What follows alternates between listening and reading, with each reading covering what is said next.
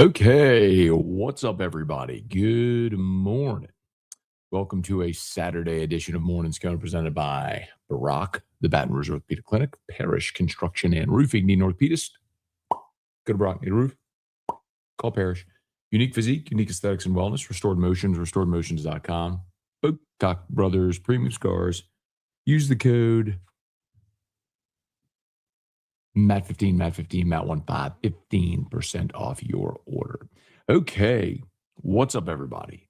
How about it? Thanks to everybody who joined us live last night on Locked on LSU after the Jordan Seaton commitment. Not only a commitment, he has signed. It is done. LSU has announced it officially. He's done. It's interesting. I got literally was about to go on air for AFR on Friday, and I got a message that kind of alerted me, like the Seaton thing, that a decision was coming this weekend, possibly as early as Friday night. So I was kind of on alert, and then it was just sort of frantically trying to figure out, like, who's it going to be. And the interesting thing is, even up until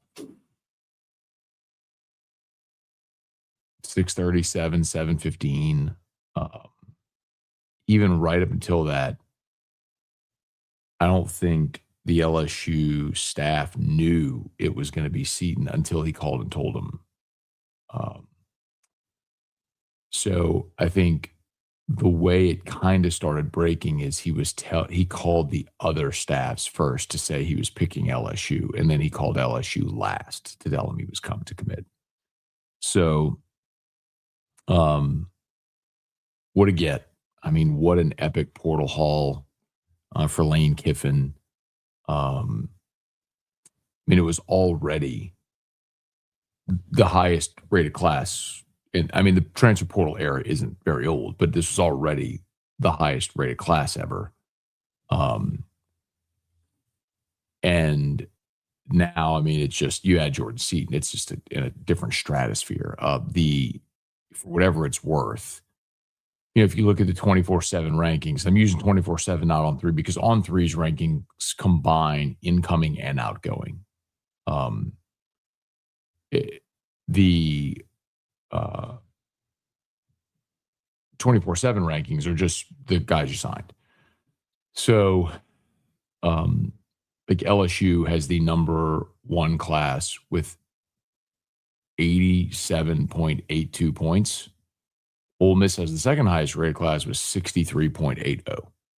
I mean, boat raced them. I mean, it's crazy. It's just not like, it's like Katie Ledecky when, in the Olympics, when she's like a full length and a half, like everyone's going this way and she's already going that way, like she's a full length and a half of the pool ahead of everybody. That's like LSU in the sport class. Incredible. So what a day. You land Jordan Seaton, and then Dabo's out there reading text messages from Austin Thomas and Pete Golding, just absolutely hammering Ole Miss for tampering. And I'll say again something I say often, like I'm as pro student athlete as you can come. So I'm not mad at Ole Miss for tampering. Like, I don't care. Like, hey, if Clemson's upset about that, then you need to do a better job of putting protections in your contract that don't allow players to leave, like we saw Washington do with Damon Williams. Lesson learned, do a better job. That kid got way more money. I mean, Dabo read the thing, 2 years, $2 million. Like, he read it on text message. That kid, like, can you fault that kid? Someone's going to pay this college athlete $2 million to go play linebacker.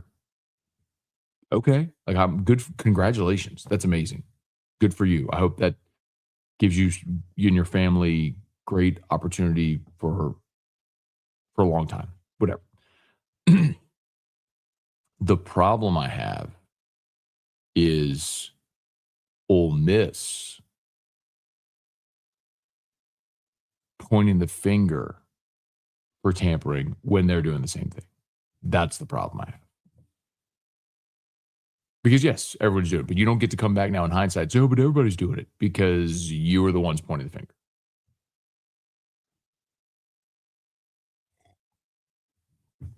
And now you look stupid. And that's fun. Okay. Please smash the like button if you would subscribe to the channel, Facebook, like the page, share the post, like the page, share the post, like the page, share the post. Hey, Brett, good morning. Greetings from Odessa, wind chill -3. Vigo, what's going on? Good morning. Hey, Nolan, need to have some serious talks about our on-field expectations next year. This isn't a 9-3 roster for sure. I'd agree with that. We got 8 months to go. Got to get your quarterback healthy. Got a lot of new players that need to gel. But yeah, I mean, if you had 9-3, I think that'll be seriously disappointing. I'll also remind you, you go to a 9-game league schedule next year. So you play 9 league games and Clemson. So that's different. Congrats on the success of Locked on LSU. So you had an 80K in one video. Amazing. I think the highest, well, the I can't remember if it was the BK fired or the Lane Kiffin hired video did like 120,000. So another one I did that was right under 100,000, might have crossed 100,000 now. It was whenever the assistants were going back and forth. It was a video I did in Vegas with when there was sort of the uncertainty about where they still going to be going back and forth. But yeah, man, we've had great success. So thanks to everybody who supported Locked on LSU. Dodge, Chris, Tommy, buenos dias, Chance, Pete Golding went full weight. But the thing is, man, like, again, that is something everybody is doing. Everybody is tampering. Now, to your point, maybe Pete Golding didn't need to be the one on the text message, right? That was Will Wade's problem. It wasn't that, they were funneling cash to kids, which is comical now that I got in trouble for that. But it wasn't that they were funneling cash to kids. It was his voice on the wiretap. O-line looks good, no doubt. And, that was it's a huge addition because it solidifies 4 spots, including the 2 most important spots on your offensive line at center and left tackle. Because now you put Seaton at left tackle, Braylon Moore at center, Alu Ba. By the way, so Alu is his name, Ba, at right guard, and Weston Davis at right tackle. So now you've got Devin Harper, Jordan Tompkins, Solomon Thomas, Satterwhite from Tennessee, Colby Jones, the JUCO kid, Sprinkle from NC Central. All these guys basically going out there to compete now for one starting spot. And it gives you great depth. That, like, now, Seaton's your starting left tackle. Your backup left tackle is Jordan Tompkins from Baylor, who played 10 games and started 5 at left tackle this year in the Big 12. You know what I mean? Instead of asking that guy to take a big leap and be your starter, now he can compete at guard and be a really good option for depth at tackle. Hey, Kelly, good morning. Seaton Watch is over. Seaton Watch. Hey, Bradley, good morning. Jaleel Dean, I can feel the hype for Chris. Week 1 Clemson is going to be on tilt, man. That's going to be a lot of fun. Hey, Weston, good morning. Great day to be a Tiger. Brian, good morning. Daniel, good morning. Aside from all the receivers, trenches are looking good. Yep, both sides of the ball. Matt, I wake up every day grateful you were the guy who covers my favorite school team. Well, that's awesome. Thank you so much. Very kind. I'm glad to be here. So thank you. Hey, Sean, good morning from the frozen tundra of Memphis. So all the freezing temps and everything have started with this wave coming through. We're going to be good tonight, right? It's supposed to rain all day today. But we're not supposed to get like the freezing temps. And okay, yeah. So rainy and like in the 50s tonight in Baton Rouge. And we don't really get the freezing temps until Sunday. Okay. And Monday, Tuesday, throughout the week. Okay. So we have the Guarantee 100 party tonight. So Guarantee turned 100 years old on January the 19th, an amazing accomplishment. And so Flynn Foster, President CEO, has been preparing for the Guarantee 100 party for a year. This is more than a year, actually, that they've been preparing for this and this celebration. We did a year-long celebration instead of just having like a moment. So did a year-long fundraiser and give back to the community, and also made $100,000 donations. The Guarantee Foundation did to ALS and to Dreams Come True of Louisiana. Those checks will be presented tonight, which is awesome. And so we have the party tonight. So thankfully, the freeze is going to be a day later, because that would really stink if that affected this. Sherwood Rome, good morning. Hey, Jesse, good morning. With the transfer class, LSU should be playing for a national championship. They should be in the playoff. We see sometimes the best teams don't win, but they should be in the playoff. And that was the other thing that happened yesterday. They announced they're staying at 12 for next year. The SEC and Big Ten couldn't come to an agreement. Kevin, good morning. Stout is 11 degrees. Where are you? 11 degrees. 21 degrees in DFW. Ooh. Hey, Billy, good morning. What? Good morning. All right, Brian, good morning. Ramon, Lane did all this work.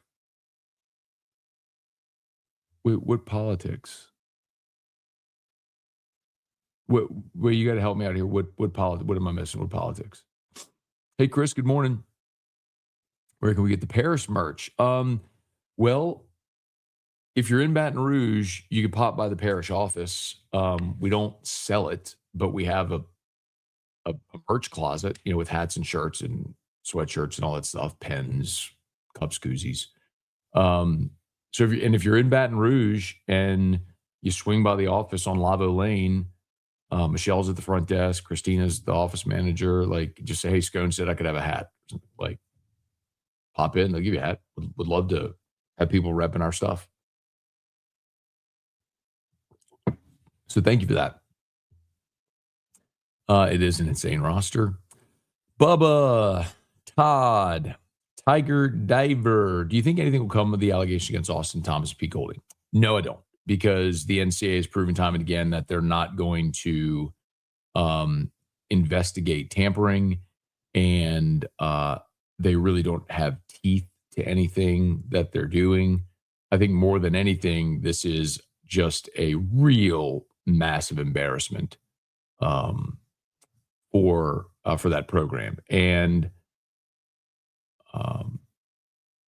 I'm happy to see it, because they're the ones who started with the whole tattling thing about, like, here, I'll read this for you again. This was a comment that Walker Jones, who's the head of the Ole Miss Collective, this is the comment Walker Jones made about Lane Kiffin in the article that ran in Yahoo that Ross Dellinger wrote. Quote, "It's unfortunate what has been going on with our players and their former head coach and staff. Having to deal with the pressure of making future decisions while trying to prepare for a playoff run is not a sustainable model. Yes, does a bad calendar, lack of true oversight hurt? Of course. But so does poor character and lack of respect for your former employer and players. That being said, we're prepared for effectively dealing with this first of its kind complicated situation." Bad character. Hey, Pot. Kettle. Kevin, what up, dude? Love it, man. River, good morning from Jennings. Yeah. Ben, Spurge, Wood up. Nardi, morning, Matt. Wow, Kiffin and staff really put in work. Wonder if Netflix will do a show on the season. I haven't heard that. Be smart if they did. Aaron, good morning. Griff, good morning, Matt. I'm in New Orleans for my wife's Mardi Gras parade. All I can do is celebrate the signing. Been on my phone since 9:30 last night. I love it. Hey, Arnold, good morning. Great news yesterday. Can't wait to see it all come together on the field. Matt, have you talked about how Indiana defied the 50% blue chip? We have. The blue chip ratio, we have talked about it. And that's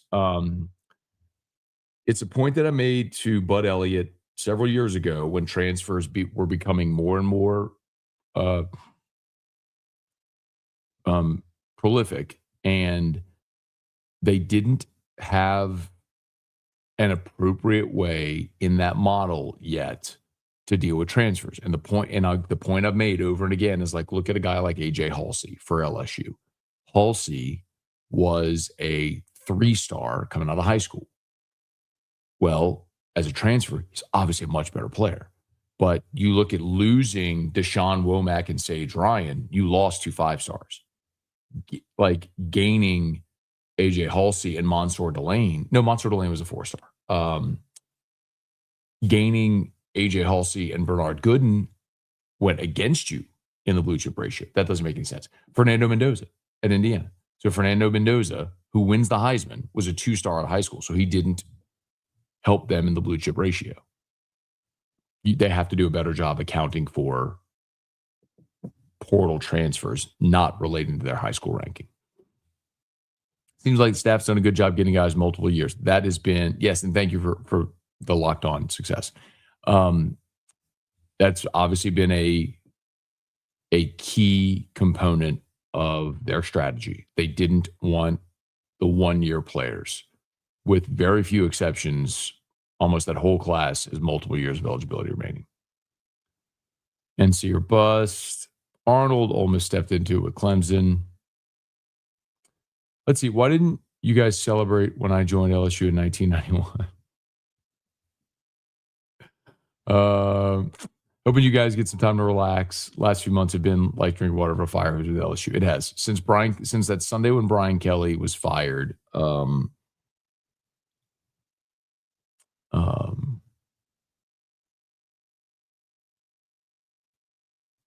since the Sunday Brian Kelly was fired until yesterday, it has been a pretty frenetic pace.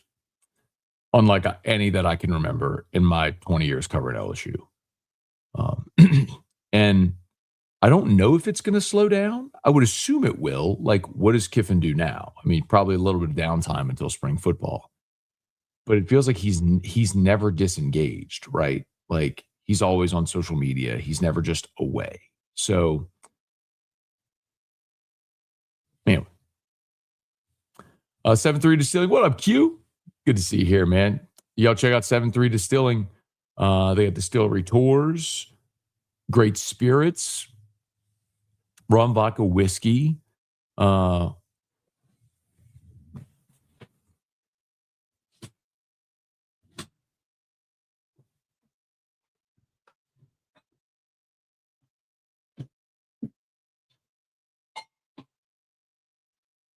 Be sure to check out Whiskey Tree if you've not tried it. Available at great local retailers. Highly recommend.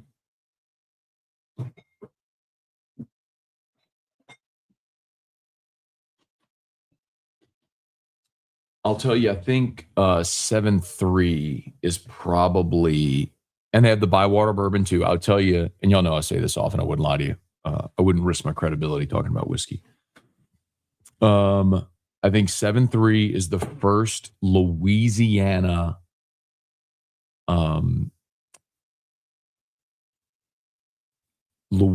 whiskey that did it the right way, didn't rush to get to market, and put out a great product. I know there's a lot of people who like JT Mellick. I do not. And it's not a knock on JT Mellick. I just don't prefer rice-based whiskeys. So that's not my favorite. But there's some people who like that a lot. I don't. But all the other brands have, for the most part, gone by the wayside because the product was terrible. And I think 7-3 was the first to do it the right way, patiently, blending with source juice and their own distilled juice and continue to transition to their own in-house products. And so they've done a really good job. Again, y'all check out 7-3, Louisiana company, really good job. Hey, Chris, Ole Miss fans blaming Kiffin for Golding's tampering with the Clemson player may be the most bizarre thing. I haven't seen Ole Miss fans. Oh, blaming Kiffin. No, they're not blaming Kiffin. Well, I haven't seen that. They're basically excusing Golding because of the Prince William Mielen stuff. Which is funny because they were criticizing Kiffin for the Prince William Mielen stuff. And then all the guys prior. And now the losers over there, some of them on social media, they know who they are, who were crushing Lane Kiffin, now we're crushing Dabo for being out of touch in a new era. Like, I'm really talking about one guy in particular. I can't remember his name, but he's a guy who used to work at Ole Miss, and he's just the most gigantic hypocrite. He used to be on staff there. I think Lane Kiffin fired him, so he has a vendetta. Loves Ole Miss, but hates Lane, and so he's got a vendetta, and it's just hilarious. Please let Clemson and Ole Miss play against each other in the Pop-Tart Bowl next year. It's never done as Dabo. Chris, A&M texting during 8 a.m. class is diabolical. What's going to prevent LSU from being another expensive roster and not winning anything like Ole Miss and A&M did in the past? Yeah, good question. I don't know that I would say A&M is in that mix. I mean, look, they've spent a lot of money, but I don't know that I would look at any A&M roster and compare it to this. Ole Miss 2 years ago is a good comp. They had Jackson Dart back, and they went. They kind of went all in. They realized they had a manageable schedule. They had Jackson Dart back, and so they went and got Walter Nolan and Princely Umanmielen and Chris Paul from Arkansas and Trey Amos, and they loaded up. And that was the most talented team Ole Miss ever had. They produced 8 draft picks, which was the most in the modern era. And Lane was the coach, and they lost 3 games. And they lost 3 games they had no business losing. And so my criticism of Lane, the head football coach, was really rooted in their shortcomings that season. They lost to Kentucky, a game they had no business losing. They lost in Baton Rouge, again, another game they had no business losing. And they lost at Florida with a playoff spot on the line. And there were 3 times in that game where they had the ball in the red zone, passed on field goals, handed the ball to Pegues, the big fat defensive lineman, and didn't get it 3 times. Kick those field goals, you win the game, you're in the playoff.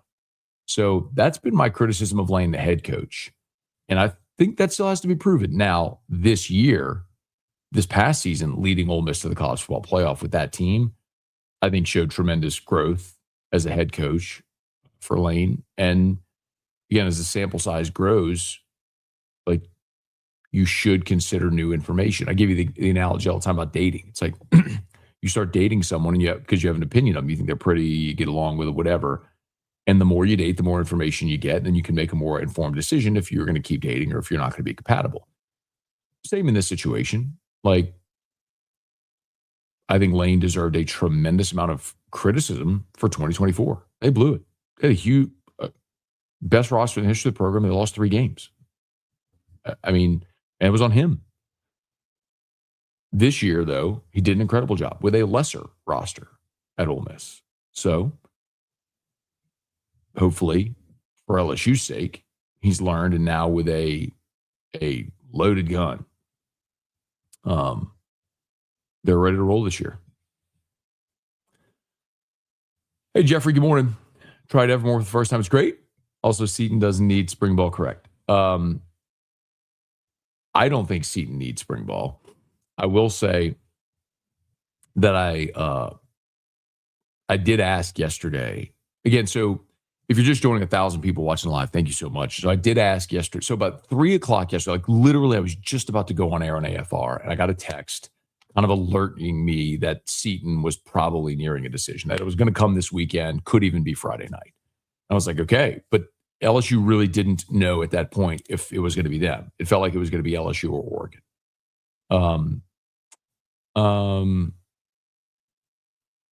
But anyway, so I started making some calls to try to find out, and to be in front of it. But one of the other things that was interesting, so I asked that question about the spring semester, and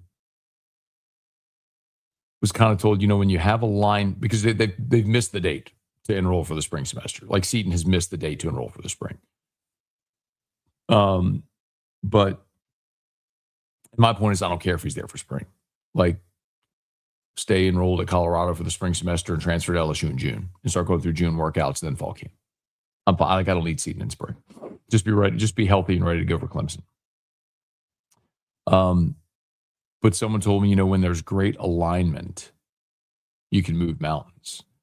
And when you think about it, from Kiffin and his staff to Verge to Wade Roos to the Board of Supervisors to the governor, they have great alignment. And maybe they might be able to make it work to get Seaton in for the spring semester after all. And the other thing too, y'all, I'm gonna tell you, is I said this earlier in the week for those who were here.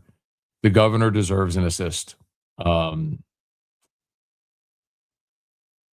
been able to confirm that off the record through multiple different sources. But he deserves an assist on the Seaton thing, not only for having them at the governor's mansion on Monday as part of that visit, but this portal class was an expensive haul, and to get Seaton at the end of an already very expensive portal class, it took some doing. And when you're talking about a governor with a lot of very generous and wealthy backers, he's a few phone calls away from being able to help raise the money from certain businesses in the state to get a deal done if it needs to be. And I do believe he deserves an assist on Jordan Seaton. So, I mean, alignment is key. And when you have it and you have everybody pulling in the same direction, you can move mountains. And they got it done. I don't blame the kid for getting his money. I do think adults are doing a terrible job being adults in a situation. We're not setting a good example. Okay. They are hypocrites. Antonio, good morning. Impressive from buying out Kelly, Kiffin, and the new staff's contracts, retaining old players. Current portal haul seems to me a $200 million investment. I'll put pen to paper and see if I can find out what all that'll be. But yeah, Brian Kelly's buyout was massive. Kiffin's contract's $91 million, Which is why, so yesterday they also announced the jersey patch deal, right? The NCAA is allowing jersey patches. And LSU already has their jersey patch sponsorship done. We reported that in October with Woodside Energy. And people moan and complain and whine, and I'm like, you're missing the point. Like, you want to win? It costs money to win. You have a way to generate 7 figures of new revenue annually by putting a patch on a jersey? Okay. Done. And by the way, it's going to be purple and gold. Or purple and white.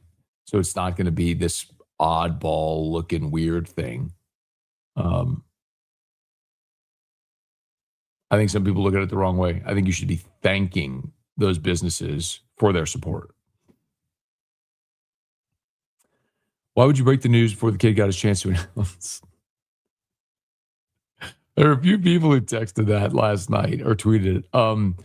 First of all, I would love to address that. Yeah, first of all, because I did put on Twitter, because I had to confirm from 4 different people that he had committed. So I tweeted that he committed because he did. First of all, the kid got his chance to announce, or stealing the kid's moment. This isn't a 17-year-old in the high school gym committing in front of his classmates and teachers. This is a free agent signing, is what it is. Should Adam Schefter or Ian Rappaport not announce when a receiver signs somewhere as a free agent? Should they wait and let him make his announcement and show up for the press conference? Like, if you're a reporter and you have news and it's credible and it's verified, you report the news. Like, that's what you do. The whole "why did you steal the kid's" moment is one of the most absurd. I want to use a different word, but like, he's a free agent who signed a multi-million-dollar contract with LSU. That's not a 17-year-old putting on a hat, announcing his commitment after a years-long process of recruitment. Kick rocks with that nonsense. Like, kick all the rocks all the way down the street with that. Oh my God. Spent the last 3 weeks fire hosing information, visits, commitments, like guys entering the portal, exiting the portal. Like, I mean, I've worked my butt off getting all of this information that all of you have appreciated and needed and thirsted for.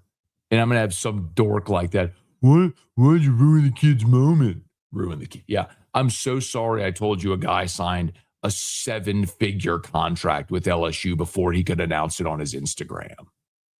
Boo-hoo. Jeez. Jerome, good morning. Morning, Matt and Master Drew. Stay safe and warm. Awesome portal class. Love the interviews on AFR. Thank you. Picked up 4 king cakes and a case of Best Stop Boudin, Mardi Gras in Florida. Okay. Morning, Matt. Getting married in 3 weeks. All right. Looking to go to Supper Club the night before. Any suggestions for food and drink? First of all, get your reservations. Get your reservations. 3 weeks. If you don't have it yet, get your reservations. Okay. Then it's kind of a matter of what do you like? Do you want steak? And what do you want to spend? Like the Australian Wagyu, I think, is otherworldly, but it's expensive. You could not go wrong with any of the Segura cuts of steak. You can't go wrong with anything, man. I've had everything on that menu. Like for the appetizers, like they have hot apps and cold apps. Like I love the crudo and the tuna. But their the burn ends are probably among their most popular apps. You can't go wrong. Just trust me, you can't go wrong. Pick anything, you can't go wrong. You'll love it. David, good, but get your reservation. Wild Tiger, good morning. Timo, I didn't see what Steven did. Bill, good morning from Louisville. Lars, good morning. Dan, Matt, you're honest, so you're reporting. Great, Dave, man, appreciate it. Glad you're alive. Happy to report, very much alive. Please smash the like button, subscribe to the channel, Facebook, like the page, share the post. Remember, we're always brought to you by Brock, the Baptist Orthopedic Clinic, Parish Construction Roofing. We are having, obviously, the rain is going to come through today. If you have issues with your roof, give us a shout. Parishbuilt.com, parishbuilt.com. Do business with someone you know, Parish Construction Roofing, parishbuilt.com. I do need to put that.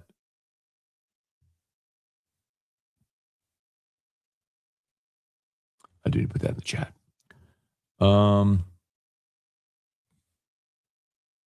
Let's see. I would never assume a college athlete is actually in class at 8 a.m. on a weekday. Well, that's your mistake for assuming that. Like, I think people are cynical in nature and just assume guys don't actually go to class, this and that. Whereas, like, a lot of, I would say the overwhelming majority actually are responsible students that want their degree and do the right things. The minority that don't, I think, give the rest a bad name. 10 degrees. Oh my gosh. Morning, Matt. Before the recent OL moves, we all knew that was the weakest link. What would you say is the weak link now? How do we strengthen it?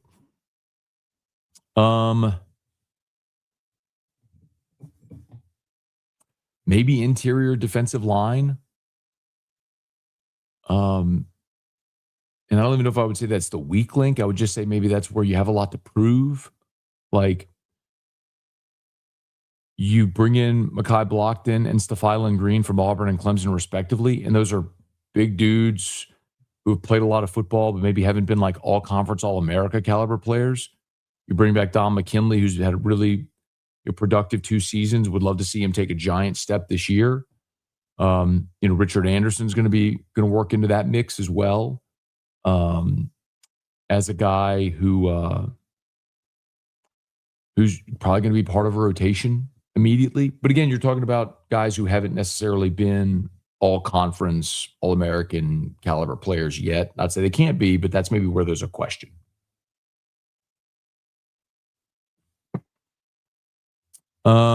Let's see. Morning, Matt. Happy to hear the news. Hope the governor stays in his lanes, in Lane's lane, and no more Omars.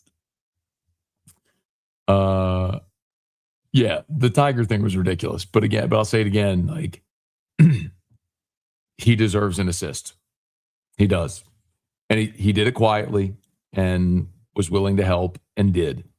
And he deserves an assist. The governor deserves an assist for Jordan Seaton, y'all. Morning, caught Ole Miss. LOL, Scone cold Steve Austin.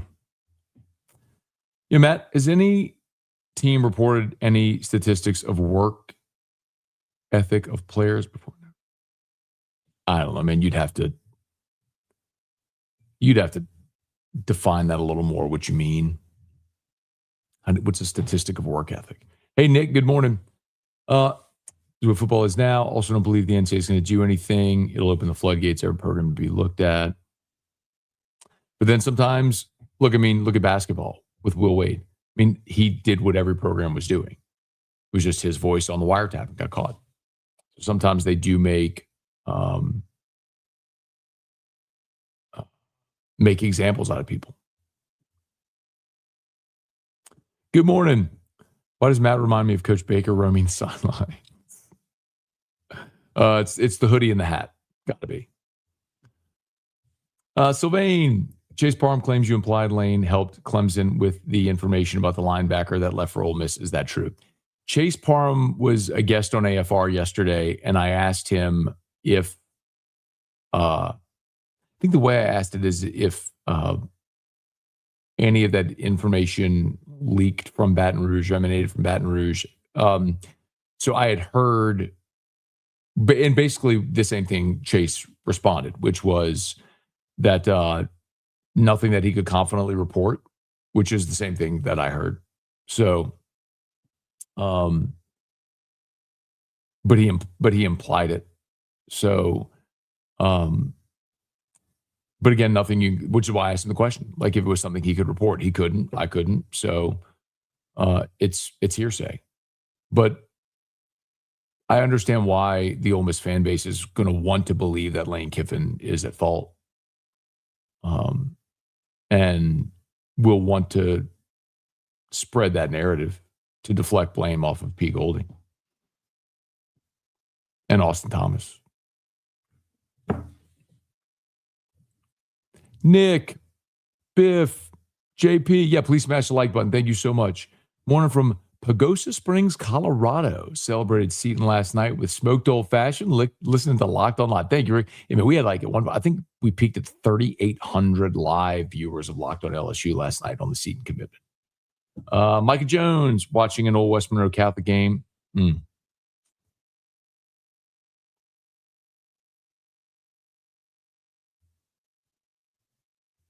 Did you? Now, we played West Monroe in 1998 in the semifinals at Memorial, and they beat the mess out of us. That team won the high school national championship. As a matter of fact, in my junior and senior years of high school, both years we lost to the national champions. Junior, we lost to West Monroe. Senior year, we lost to Evangel. That was the Brock Berlin team. Now, my junior against West Monroe, I was a backup. I did get in that game for a few plays. When there was an injured player, I went in for a few plays before I went back in. But my senior year, I was a starter at right guard, and we played Evangel. I played that whole game. Wasn't a good one for the good guys. I know it's embarrassing. If I was an Ole Miss, I wouldn't listen. Oh, y'all are talking about it. Aaron, good morning from Arlington, TX, 26 degrees and snowing. Wow, crazy. Thomas, realistically, when should we have a good idea of top to bottom on the SEC?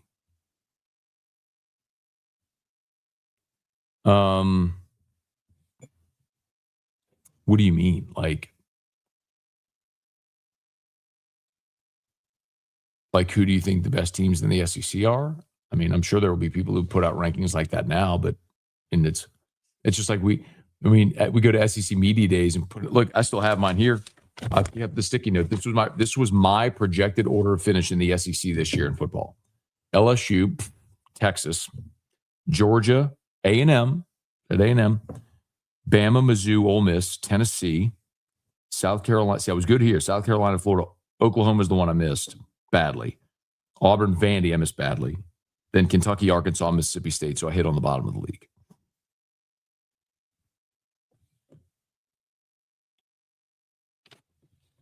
So what do any of us know? Will the Bordelon Bros ever see the field? Sure.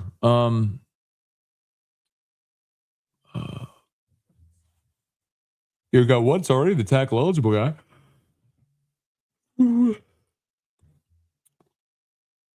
Feel bad here in the Austin Thomas news. I mean, the way that all played out, Austin was the one who tried to disarm the situation, but said, Pete's going to do what Pete does. Barry's going to become what Keywan Lacey was last year. That would be amazing. I think that's the plan. Can't wait to see the team in action. Biff is in the house. Hey, Kyle, good morning.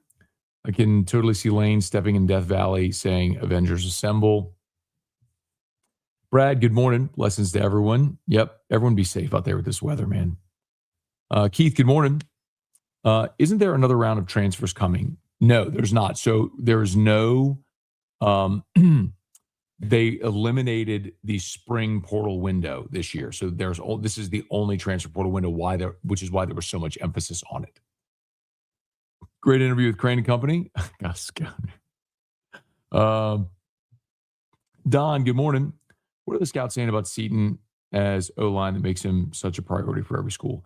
Yeah, I mean, he's 6'5", 330 pounds, great feet, can move. I mean, he's a projected franchise left tackle. Like he's got all of the measurables. 2 years as a starter.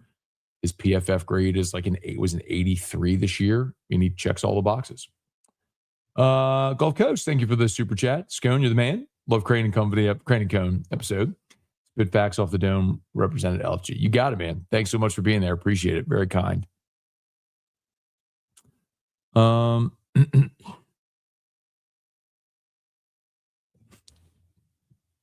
I thought you died. So there was a death hoax on Facebook. We talked about it, but there was a death hoax on Facebook a few days ago. I was about to go on air on Thursday, and our sales manager came running down the hall and just to peek at my office to see if I was actually there. And she went oh, they got you too, huh? But no, happy to report I'm alive. Lane was trying to tell I'm excited for the future. Darren, yeah. The one big difference about the number one portal class last year, and that's fair, is I think, well, two things. Number one, you got a lot of one-year guys, which forced you right back into the situation this year. Number two, I think they went clearly too heavy on the skill positions, not heavy enough on the line of scrimmage. And that was with 19 additions. This year, they have 42 additions via the portal. So they got a lot of everything via this portal class. Hey, Nick, getting cold and Katie. Carlos, you got it, man. The number one podcast. Y'all keep talking about Steven.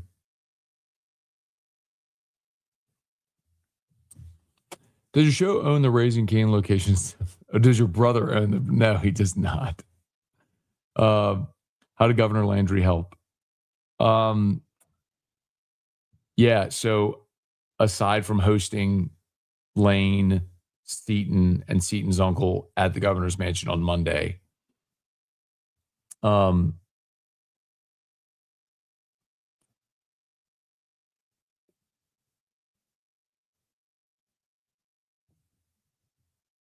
I've had multiple sources confirmed to me independently that the governor did help with raising the money for Seaton.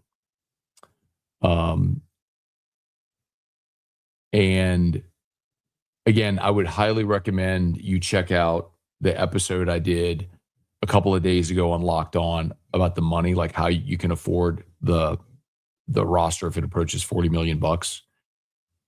And the governor has a lot of very wealthy donors and backers and supporters, and it would be, in theory, relatively easy for him to pick up the phone and make a few calls and get people via their businesses to contribute to LSU's third-party NIL deals. And it's how you can get pretty quickly to the point where you have enough to offer Jordan Seaton what it takes to get him. So, yeah, he deserves an assist. Absolutely does. And I would rather him, if he's going to be involved, of course you want alignment and assistance where you can get it, where it's possible. But man, there's a tactful way to go about getting things done. This was a great example. The thing he did at that press conference about Scott Woodward was not tactful. That was the opposite of that. This was tactful, and it worked. Damien, good morning. Biff, Rougarou, morning, Matt. Have to say for my part, I do not view RT as settled. Davis was bad enough. He needs to earn the job, not to be penciled in. So that's fine. I'm okay with that. But I look at it like they wanted to retain him when he was going to go in the portal. So they did. I think they like him way more than maybe you do or that he played this year. That's fair. But I'll also remind you, Devin Harper, who they brought over from Ole Miss, and not like I don't cover Ole Miss, but the Ole Miss people that cover that team say Harper was the projected starter at right tackle this year for Ole Miss. So he came over. So Harper could potentially be that. Matt, when a business allocates marketing budget to LSU's NIL thing, what value are they getting in return? More than the old traditional donations. Well, you're getting legitimate marketing value. Now, is it the most effective dollar spend? In some cases, probably not. We've talked about this with Gordon, on the record. Gordon's mentioned like the money that he puts into the G team and things. Like, could he take that money and buy more billboards, more TV or radio spots? Yeah. And it would probably be more effective. But there has been a net positive for him in that he's not just writing checks to Taft anymore and not getting a benefit. In this case, he does get a marketing benefit from doing the NIL deals. And it's been, I think, tremendous for him by way of awareness and public sentiment. The idea of the ambulance chaser has always carried a very negative connotation. I think overwhelmingly, and Gordon and I have talked about this, so I don't think I'm speaking out of turn. And Gordon's a great man. And who loves LSU and loves the state and wants to get back and all that stuff. I think overwhelmingly, the public perception, his image, his approval rating, his popularity has skyrocketed because people see what he's doing, how generously he's helping LSU win in lots of sports, right? And so I think that's the benefit a lot of them get. Snow in Missouri, 6 degrees. I miss home. Ooh, my mom is in Kansas right now with my sister. Oof.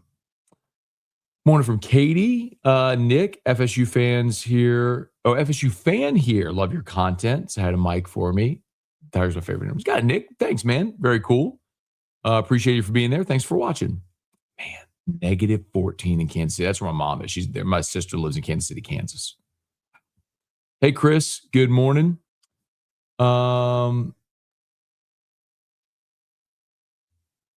Let's see.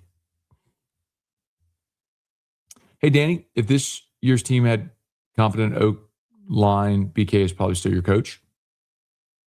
That and, and Nussmeier playing at the level we all thought he would.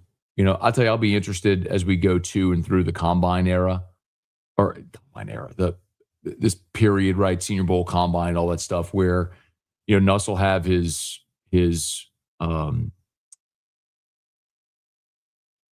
physical and all, and we'll learn maybe more so what was going on. Portal Keem. We do have that, which is a cool hat, but I'll tell you, I get it. I get why we did this, but from a branding standpoint, I don't love that because, I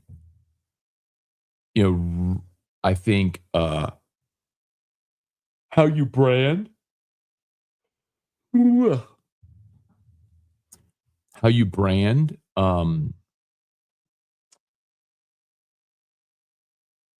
it matters, needs to be very intentional, and our color is green. And so it's because there's so much, I think there's a lot of confusion in the roofing industry because there's so many roofing companies that you have to be intentional with your visual branding, your auditory branding, written brand, which is why we use Do Business with Someone You Know, which is why we have the Parish jingle. Like we have all, and our colors are green. So I'm very intentional about putting Parish and green on everything. Green. Well, I know that's blue, but anyway, that was an alternate logo we did a while back.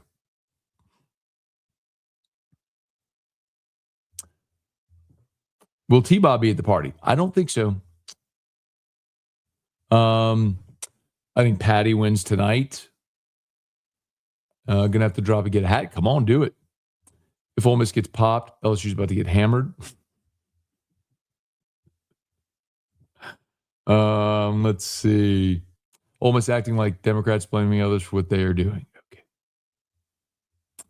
Why do you have to go politics? Like, who cares? God, who cares? Michael, God bless, from California. Kiff is out of control. He had all the major schools in New Orleans area in the last 3 days. Feel bad for Dabo. It feels like he's the old guy, doesn't know how the game is played. Hey, we need everydayers t-shirts. Not a bad idea. I'll pass that along, Cliff. Don't mind doing that. I'm sure we can make that happen. Morning from Texas. Drew's good. Mike's actually still sleeping. 10:35. Being a little lazy bones here on a Saturday. David, good morning. Lane and his staff done an awesome job since they became a Tiger. Excited for the season to start. Only 8 months to go. Bobby, good morning. Snowy 6-degree Muscuta, Illinois. Wow. Why are people against patches? Will they be about the size of the logo on your hoodie? Will be 1 or 2 patches. Yeah, 1 patch. There's I think I've actually shown y'all. Yeah, look, here you go. Because it's already on that's the practice jersey. So that's what the patch looks like right there. The Woodside Energy patch. So they did it on the practice jersey and on the costume Mike the Tiger logo. But that's it. It's purple and white right there. So I guess that reminds me, it's a good opportunity to do this before I forget. Thomas. Parish Construction and Roofing. At Parish, we've got you covered. From the top of your roof, all the way down. Parish Construction and Roofing. Parish built. Parish built. Parish built. From your hometown. ParishBuilt.com. All right, Parish Construction and Roofing. Remember, if you need an orthopedist, you go to Brock. You need a roof, call Parish. Unique physique, unique aesthetics, and wellness. restoredmotions.com. Book a session with Crystal Poche and Bocock Brothers Premium Cigars. Use the code MAT15, MAT15, MAT15 for 15% off your order. All right. Let's see. Let's see if I can catch up a little bit here.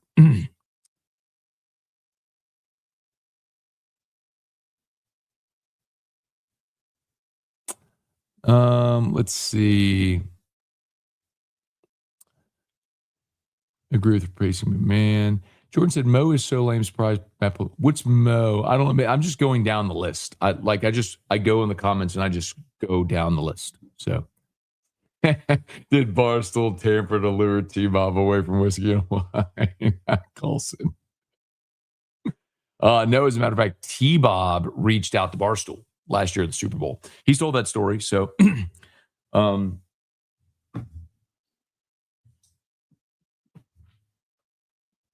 when we were last year, when we were at Super Bowl, he reached out to them to see if they'd be interested in hiring him. And so they had the meeting last year at Super Bowl. I wonder if T-Bob was going to be at Super Bowl this year.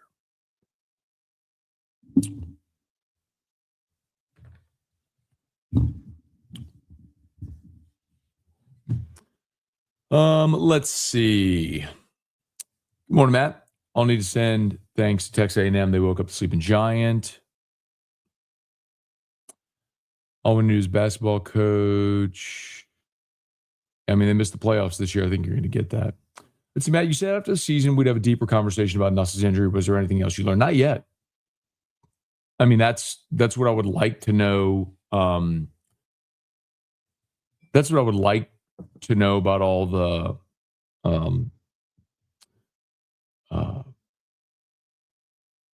when they go through all the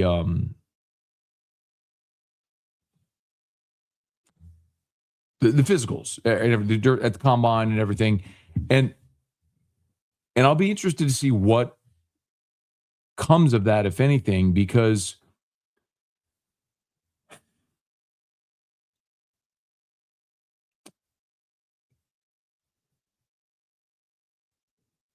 yeah, let's see what comes of that first.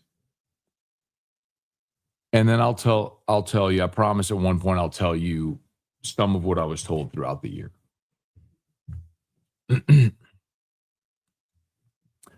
Lane realized he messed up with the Make Baton Rouge Great Again hat, tagging Trump, so he deleted it. Better believe other schools will use it. I contribute to NIL every time I pay car insurance. Thanks, Gordon. Good morning, Matt. As a class of 2014 LSU alum, and two-time TAF scholarship recipient, I want to stress many of us value the revenue athletes bring and are diehard LSU fans. Yeah, man. I mean, I'm an LSU alum. I didn't play sports, but I also understand the value the athletic department brings. Like, how can you not realize it's the doorstep to the institution? It's the front door. It's what everybody sees. Of course.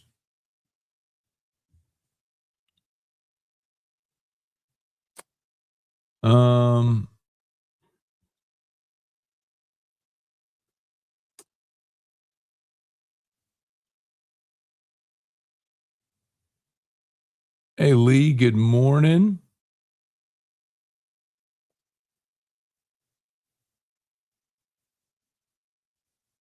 There you go. I dislike Gordon until NIL, changed my perspective of him. And that's like without even knowing him, right? And he's a great man. Like Gordon that's one of the things I've gotten to know about Gordon, like getting to know him, right? Not just the personality, but like actually becoming like friends with him. I would call Gordon a friend at this point. And he is a genuinely good man who is a good Christian man and husband and father and family man and wants to give back and has been incredibly successful and has been abundantly blessed and likes to give back to others and looks for opportunities to do that. And it's amazing. Like really, that's a genuine thing with him. which is really cool to see. I'm convinced Matt is a robot that turns off very long-lasting battery, that runs off very long-lasting. You know what, man? Like, I just so a couple things. Number one, most importantly, I love what I do. It doesn't feel like work. Like, I work very hard. I work a lot of hours and I work very hard. And there's times where I know what differentiates me from other people. While, look, God gave me some ability. One of the things that really differentiates is that I'm here. I'm here every day. Today is, what is today? Episode 2919. Never missed a day. What have you done in your life every day for 2,919 consecutive days except for breathe and poop? Maybe not even poop. I think sometimes people go days without pooping. So, like, it's consistency. But again, like, that doesn't feel hard for me because I'm just sitting here talking to you about sports. And look, we got 1,200 people watching live on a Saturday morning. We've been doing this for 1 hour, 1 minute, 28 seconds. That's awesome.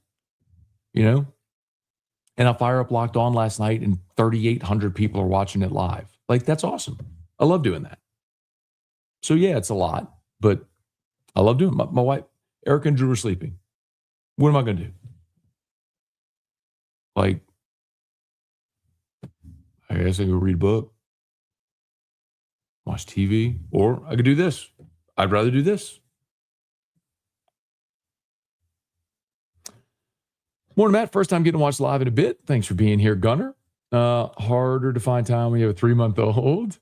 Yeah, man. Seaton get is massive. Well, hope baby's doing great. That's awesome, man.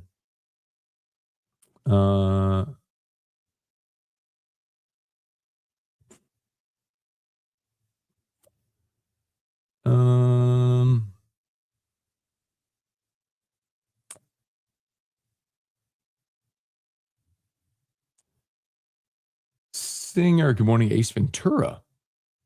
I thought Dabo's biggest swipe at Ole Miss was saying a recruit thought their whole operation was an unorganized mess. I'm excited for the freshman class coming in. My worry is how are we going to use them? How will they take a red shirt if that happens? I don't know. Again, like, I think it is so important that people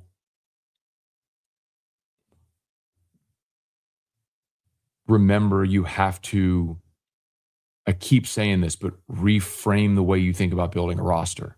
Like, why would you invest years of effort and time into building a 30-man high school class when it is proven now that every year a quarter of your roster leaves, which means after 2 years, half of your signing class is gone? Why would you put all of that effort and energy into bringing on 18-year-olds that are probably not going to make an immediate impact, overwhelmingly, and then leave? Now, Lamar Brown, going to play. Richard Anderson is going to play. Like, you have dudes that are going to play immediately. Awesome. You're going to go after those guys. And you hope all of them stay. Don McKinley's a great example. Harlan Berry's coming back for a year or two. So retention, DJ Pickett, retention is going to be a big part of that with those guys. But it just doesn't make sense to go sign a class of 30 high school kids anymore because they're not going to stay. I'd rather go sign a redshirt sophomore who redshirted as a freshman, played 2 years at his last school, and now is coming in as someone who has had 3 years of experience, 2 years of being on the field, is 21 years old with 2 years of eligibility remaining. You're getting, like, that 21-year-old with 3 years of college experience is a better option than an 18-year-old coming out of high school. It's just the way it is.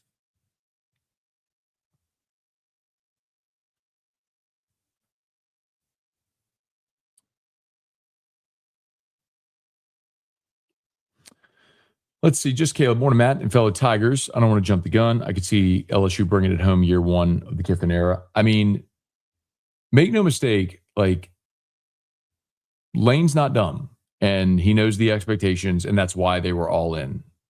You know what I mean? Like, that's why they're here. They were all in this year to go win a championship year one. This is not a ease into a transition year. They just went and signed the best transfer portal class ever. And their expectation is to go make the playoff and win a championship in year one. I'm not saying they're going to do that. I'm not making that bold prediction. You still got to get Sam Levitt healthy. You have a lot of new pieces that need to gel. But you have talent at every level on both sides of the ball that should, and a coaching staff that should be capable. Hey, Sal, good morning from Alexandria. Dakota, good morning. AI Matt is here. Morning, Matt. Has transpired to wins. Totally true. On paper, is this the best team going into spring? I don't know if I'd say that because I just don't know what everybody else in the country has. So I don't want to be hyperbolic here and say this is the best team in the country. I don't know that. I think Indiana obviously is returning a lot from its championship team and did very well in the portal. Texas,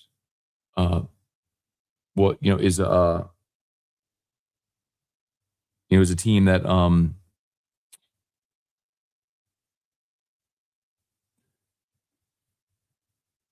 with Arch coming back and a lot of talent coming back in a good portal class, is a team that I think will be in the mix there.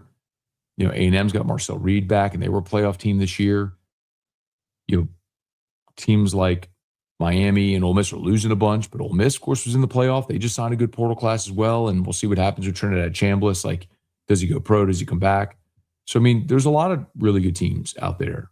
We'll see how that goes. Ole Miss will blame Lane if it rains next spring. Chris, has anyone measured Seaton's arms? I hate to get another dud like Will Campbell short term. Yeah. Let's see. Blake, I watch your show. So does my best friend Piku. We love it. Look forward to it every morning. Thank you, man. Appreciate that, Blake. That's very kind. Thanks for being there.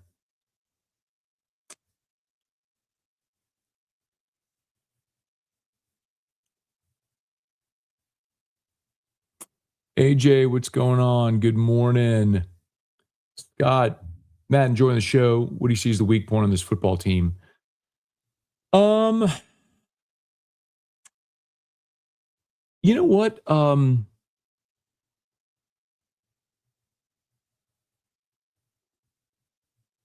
I guess we got to see what happens at place kicker. I mean, Damian Ramos is the program's all-time leading scorer. He's gone. You signed Scott Starzik from Arkansas. Burrell's gone via the portal. He went to North Carolina. You do have Sean Perrette, who's a walk-on from Calicut. I think we've talked about Sean before. No, I know we've talked about Sean here before because his dad. So Chris Perrette, attorney, played at LSU. Chris posted a video of Sean making a 60-yarder at the indoor the other day. So you got an option on the roster already. So maybe that.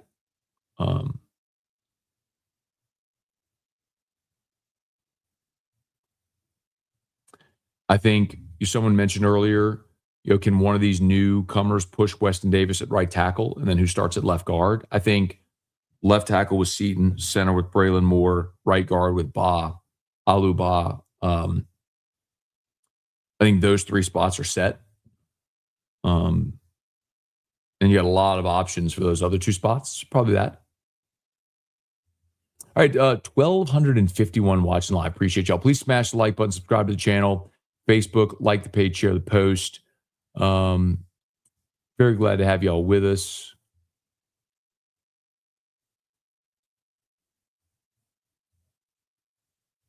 Sorry, I'm trying to find my spot here.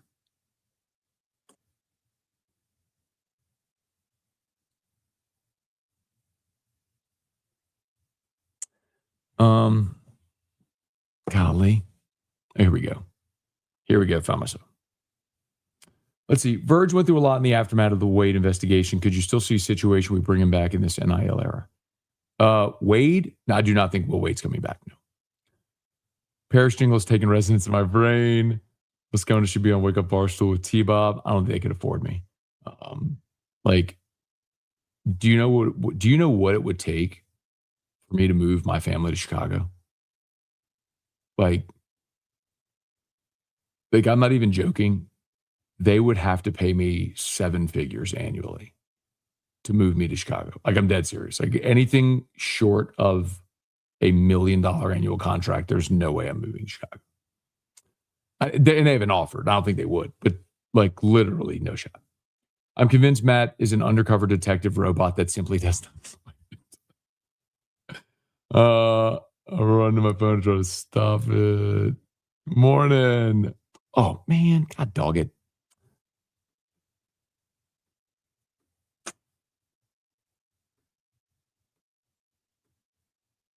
I hit the wrong button.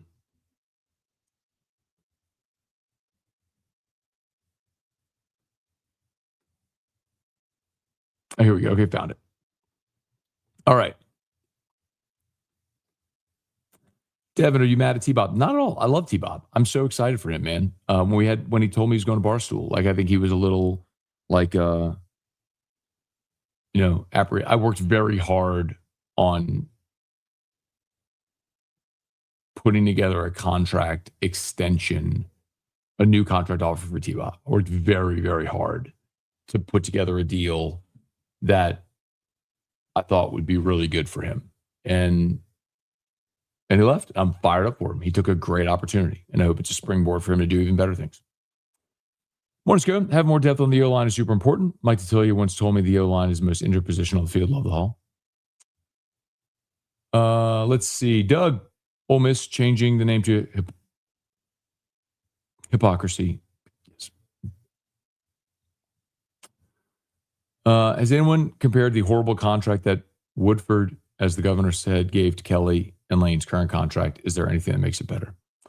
So Woodward, no, not really, actually. And we have talked about it. They gave Lane Kiffin a $91 million contract with effectively the same buyout structure. So,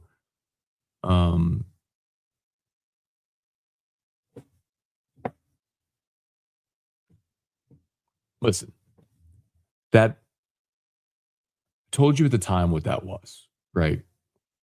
That was a vendetta, and the governor made the decision that Scott Woodward was not going to be the AD anymore. I think he totally missed the mark with the comments that he made. He thought those would be received differently. They weren't. That was a big mistake. He dug in his heels. It was not a smart thing to do. To his credit, and again, like, I'm not a political analyst. I'm not a political commentator. I don't care. I care to the extent that it affects LSU football. So if he's not talking LSU football, then I really don't care. So I criticized the governor then, and I still believe that criticism then was warranted. I will always be consistent and say criticize when warrant, give credit where it's due.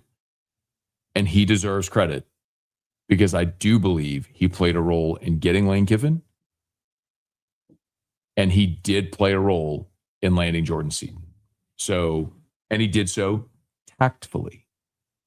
So great. More of that, please. Yes, more of that, please.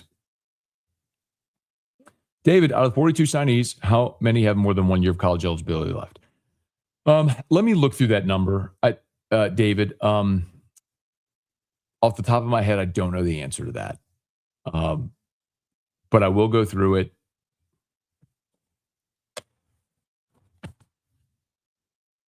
I'll do a locked on today, and I'll answer that question.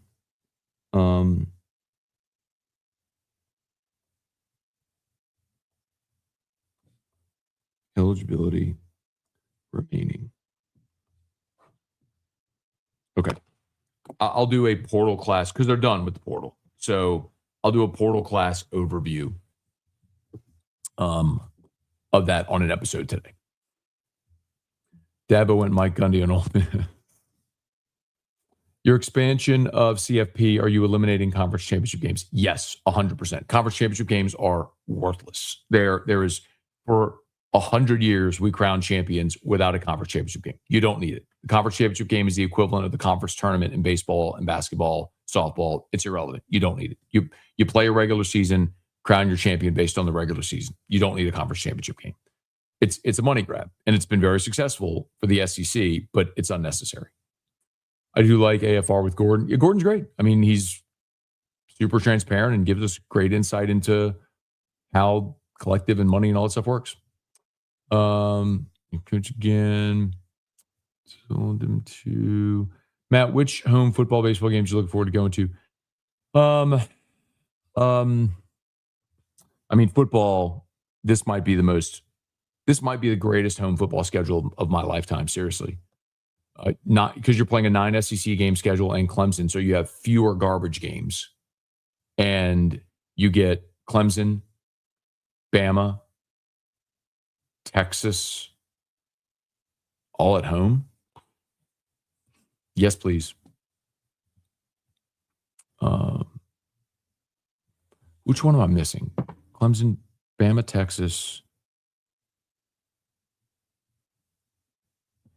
Arkansas's on the road, A&M's on the road, Kentucky's on the road, Tennessee's on the road. No. Ole Miss is on the road.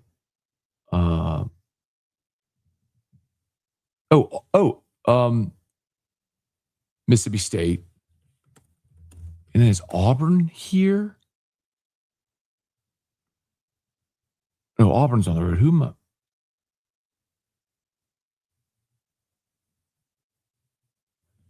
At Ole Miss. A&M's back in Baton Rouge. Oh, okay. So you're back-to-back. That's right. You're back-to-back years at Ole Miss, back-to-back years A&M and Baton Rouge. That's right. So your home schedule is Clemson, Louisiana Tech, A&M, McNeese, Mississippi State, Bama, Texas.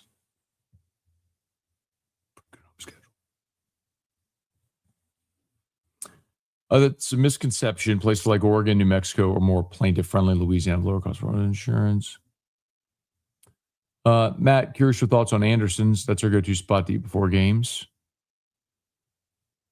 Mike Anderson's? Yeah, Mike Anderson's fine.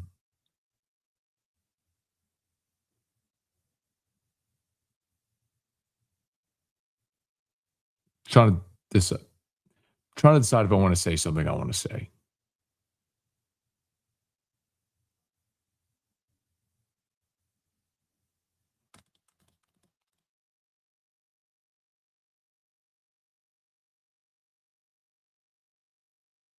Yeah, screw it. I'll say it. I think Mike Anderson's a good restaurant, good food, been around a long time. I was very displeased with them a few years ago when they pulled all Mockler products when the Bud Light controversy was happening. They pulled all Mockler products, and I support my people, and so I don't go back there. Ever since they did harm to a great local business instead of helping uplift a great local business. And so, anyway, there. I'm sure that's not going to sit well with some people. I don't care. I go to bat for my people. And I've never said that on air. First time I've ever said that. But I think they do have their products back now. So, and I like Mike Anderson's. I mean, the food's very good. And I've always had good experiences there and all. But that upset me at the time a lot. Yep. Matt, good morning from Springfield, Missouri, where it's snowing 5 degrees, wind chill of -14.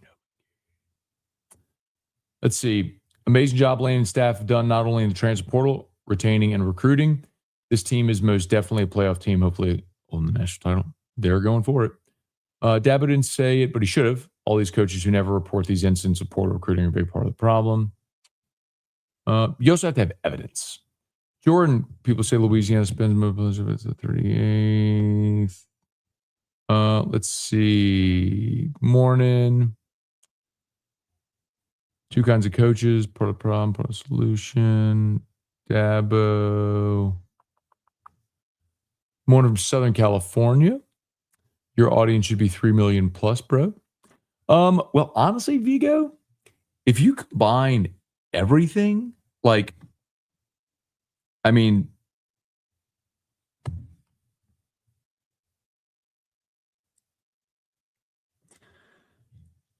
last 28 days, Locked on LSU alone has 1.6 million views on YouTube. So that's not 1.6 million unique viewers. Obviously, you have repeat viewers, but I mean, that's just Locked on LSU on YouTube. That doesn't even include Locked on LSU podcast, AFR, Morning Scone, radio, YouTube, podcasts, all of it, So we do well, man. Show's big. Show's great. I'm very grateful. If restaurants did NIL deals, could they write a big check, give a player their own meal, like how McDonald's had the combo meal? I'm sure they could, yeah. Do marketing however you want, I guess. Scott, LSU baseball has been simmering on the back burner doing this during this wild portal cycle. I'm excited for it, man. They were supposed to scrimmage today, but they're not because of the weather. Can we sign portal players for more than 1 year? Yeah, you can. I mean, you could do a multi-year deal. But again, there's a risk, right, in signing a 1-year deal.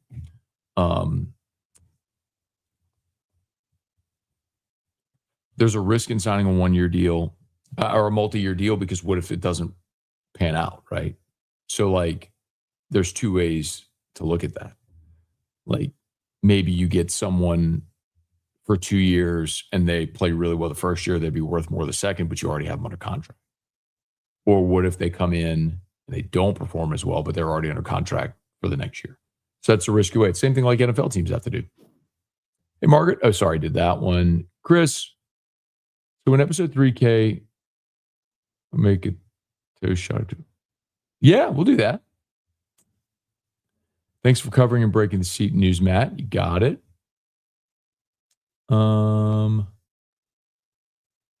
Must have eliminate truckers first. What are you talking about?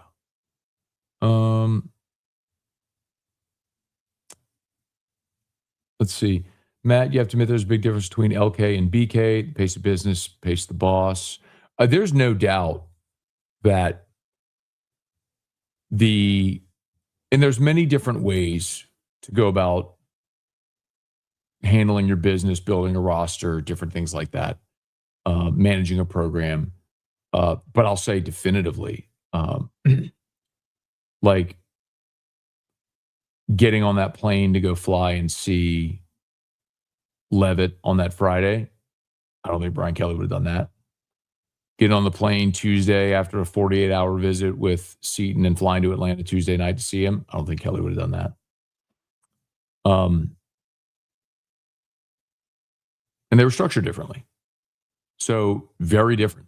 And I think you have a 50-year-old coach who is still chasing that elusive title and is motivated by all those things. And it's an awesome time to get him. It's very, very reminiscent of the point in his career at which you got Nick Saban. Now, Kiffin, I think, has had more notoriety at this point in his career than Saban did. I mean, Kiffin was a head coach at 32 in the NFL. So there's a lot of differences. And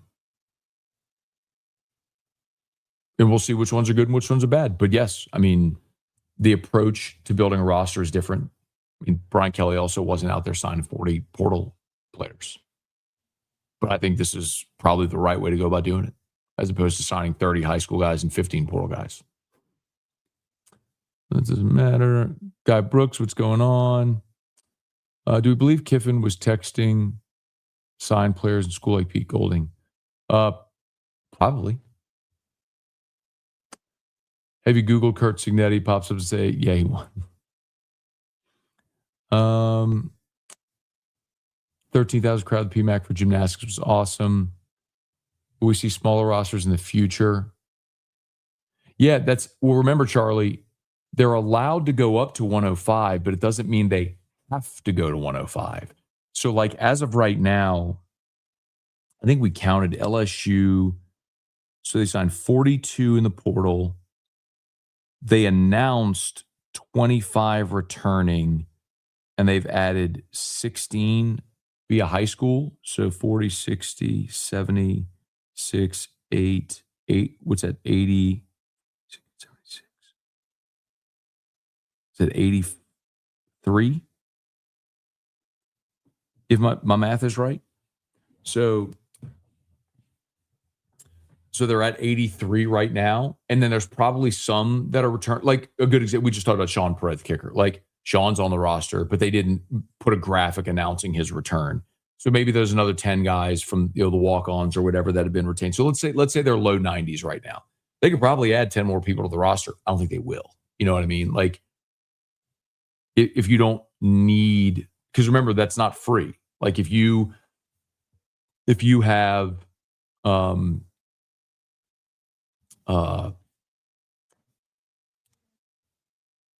have 105 scholarship players in your roster, you have to pay. You have to write a check to the university for that scholarship. The scholarships are not deferred. They have to be paid. So a lot of people don't know that. That is an expense to the athletic department where they have to pay the university for those scholarships. So if you've got another 15 guys at $30,000 a year, whatever it is, I mean, that's for 10, that's another $300,000. Like, are you willing to take on that expense? Maybe not, Everything matters. Chuck, what's good? Just watch your interview. Great stuff. Team Drew. Oh, you know what? Let me share that with y'all if you're interested. I did an interview on the Movie Media podcast with my guy Stuart.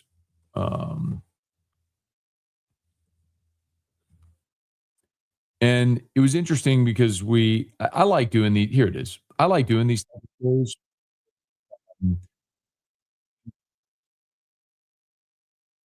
Talk, right? We talked about life and career and all that stuff. And so maybe you'll find that like you can get my sports takes anywhere. So anyway, I just posted if y'all are interested.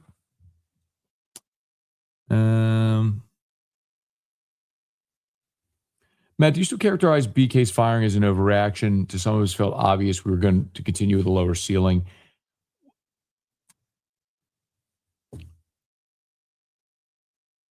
Yeah. It doesn't mean you can't make good on the back end, which clearly they've done, and adding Kiffin and the job Kiffin's done to this point. But like context matters at the time. I mean, Kelly hadn't cratered. The A&M loss was hideous, no doubt.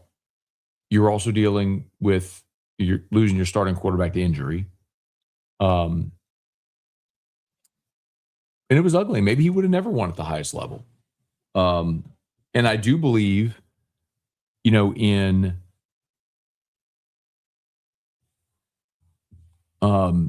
if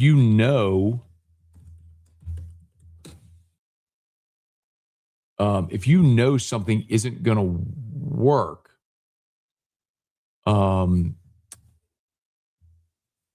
it's the sunk cost fallacy.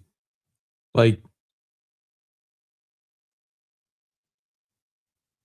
if you know it, and I think that's where Scott got with that, was realizing like there's no coming back from this. And so rather make the decision now than continue to sink cost into this thing that we know isn't going to work. Right. I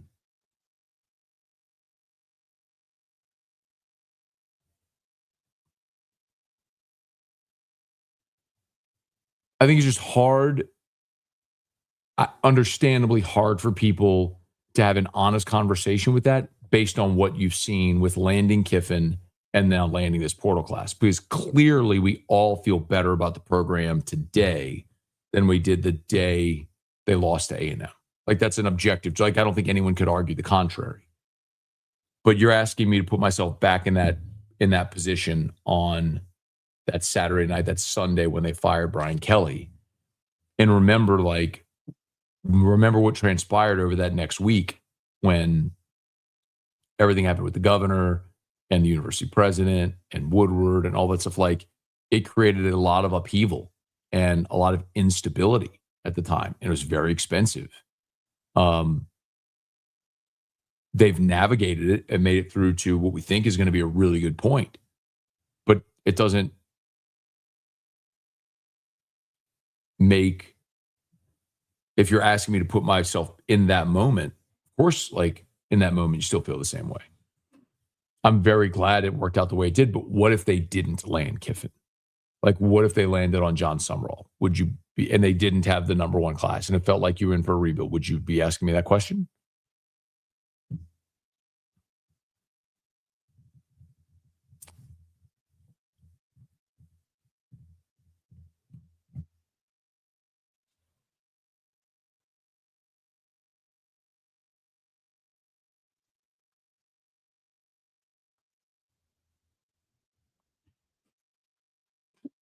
Can I get a recap? Watching my back patio with coffee and a cigar. Bought some Bocock cigars. Love it. That's awesome, man. Yeah, use the code MAT15, MAT15, MAT15 for the Bocock cigars. Get the LSU cigars. I think they still have the box. Hang on, let me post it here. They still have the 100-year Tiger Stadium box, I'm pretty sure. Yep, here you go. Here's the LSU cigars they have. I'll post it.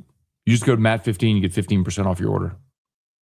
And they have the small packs too, where you can do like 5 cigars. If you don't want a full box, you can do like 5 packs and stuff like that. When these young men sign deals with 2 years of eligibility, are they signing 1 year or multiple? It varies, right? So some deals could be a multi-year deal. Some deals could be a 1 year deal. Most are a 1 year deal. They said Kiffin is Frank's replacement. Matt, I know it's an unpopular opinion. I believe post-game show. I don't even know what that means, to be honest with you. So, sorry. You really plugged in, Matt. What's the latest on Tiddlywinks National Championship? Let's see. Lamb, General Mark. Daryl, after Matt, what position group makes the biggest impact?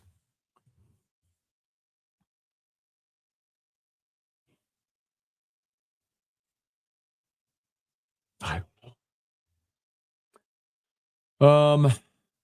Let's see. Agree Dabo's been a whiner on occasion. No doubt he's a fine coach, one of the great programs. I've not been a Dabo fan. Need to bring attention to the issue.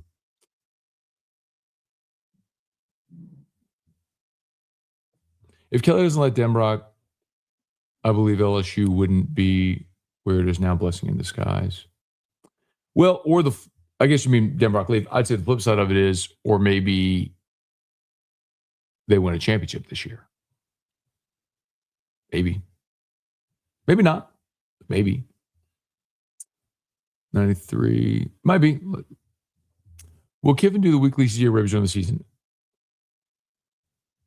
I don't think that that's locked in.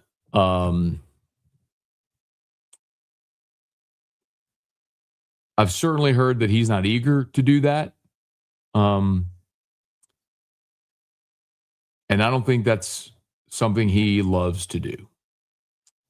As vocal and public as he is on social, I don't think that he loves being very public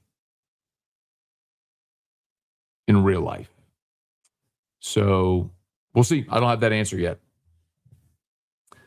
Narcissistic. I wonder, who do you like for the championship games? Yeah, I like the Rams and the Patriots. So congratulations to Seattle and Denver. Strongly disagree about being an overreaction was needed. Well, of course you do. You're a fan. I mean, like, you're not considering the ramifications of upheaval of a program or spending, the $54 million for the buyout or any of that sort of stuff. All things that have a relative effect on the program. Morning, Matt. Great job. Any word on loophole powers to be getting Seaton roll for spring? Just what I told y'all about yesterday is that what I was told is when there's alignment, you can move mountains. So we'll see. Hey, Ryan, good morning. John, good morning. How do E-Rock feel about LSU's dance team? I'll ask her. Erica, how did you feel about LSU's dance team not winning the championship?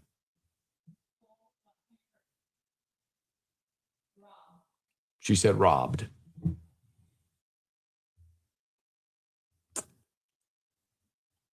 Lane isn't done in the portal, missing a fullback. No, they got a fullback. Zach Grace from Oregon. He's an H-back, tight end H-back, but he didn't record a stat this year at Oregon. He's a blocker. So they did, actually. Earl, LSU should keep something back for new gear for the Bass Fishing Championships. How many years do you think we can keep Blake Baker from jumping to a head coach job? Well, I mean, look, if this team this year has the type of season we think it will or can, I think he's right back in the mix as the most sought after assistant, among the most sought after assistants next year.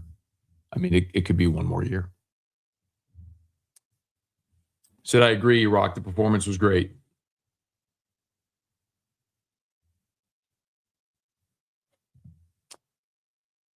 Erica? Yeah. He said, I agree, E-Rock. The performance was great. Shit was unbelievable. Do you want to come do Ask E-Rock? We don't have to. I know. American Idol, National Anthem, CFP high school classmate. Okay. Trivia, I was shocked when they fired BK. The way the A&M game in was terrible look for the program. It was also one game. Not an LSU fan, just noticed you guys beat my Canes out for Seaton. Oh, good. I get to answer this one again. I answered this about an hour ago. Ruined Seaton's announcement. Great. I'm glad because we'll probably have a whole new crop of people watching now, so I can answer this again. So, by the way, hey, dork, ruin his announcement. He's a college athlete transferring who signed a multi-million-dollar contract. It's not a high school kid in his gym with his classmates and teachers standing by with his parents next to him when he shuffles through hats. He's already had his commitment announcement, you dork. He's a free agent signing. I guess you're going to have the same reaction next time Adam Schefter tweets that a receiver signing with Buffalo, right? Friggin' dorks. You're going to ruin the kid's moment. Shut up. Stupid. Shut up. Ruin the kid's announcement. I had 4 people confirm it to me. I'm out here fire hosing news for the last 3 weeks. Visits, commitments, guys entering the portal, leaving the portal, whatever. And out here sitting, like, giving the kids another the kid. Yeah, the kid out there is going to make $3-4 million this year, or signing a free agent contract. Where do Steelers another? Shut up. Seriously, shut. You know what? Actually, you're getting blocked. I can't wait to block you, idiot. Boom. You're banned. Loser. Don't ever come to me again with a question. Hey, man, what do you hear about this? What, you know how many people ask me, hey, man, what are you hearing about Seaton? What are you hearing about Seaton? What are you hearing about Seaton? What are you hearing about Seaton? What are you hearing about 1,000 times a day? Seaton update. What are you hearing about Seaton? I get the news that he commits. I tweet it. Hey, man, why got to ruin a kid's announcement? Shut up. Seriously, shut up. And no time or tolerance for you. Give my whole friggin' life, hours every day of my life to all this stuff. I love doing it. Love doing it. I'm not going to sit here and have people say, oh, ruin the kids. I'm so sorry that I tweeted a kid signed a multi-million-dollar contract. Would ruin his moment. Friggin' loser. Losers who have no concept whatsoever of how media works. You want me to sit on stories? Fine. Then all you'll ever get is press releases. You get state-run media, you dorks. Every dork that tweeted me, every loser that tweeted me, ruined the kid's announcement. Yeah, I'm so sorry. The poor kid who's getting millions of dollars for a season of college football. Freaking loser. Losers. Dorks. Yes, dork is the word of the day.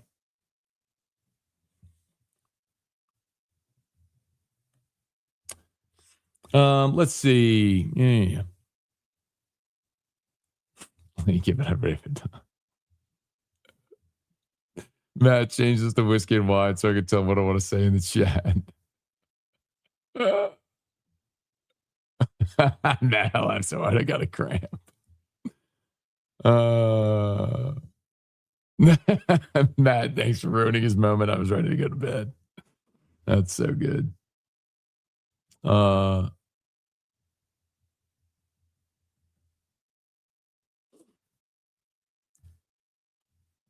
Don't make jokes about state-run media. It ain't a joke. What, if all you ever want's a press release? That's all you ever want? You don't want people actually reporting news? You just want to wait till people issue press releases? And there you go. That's what you need to know.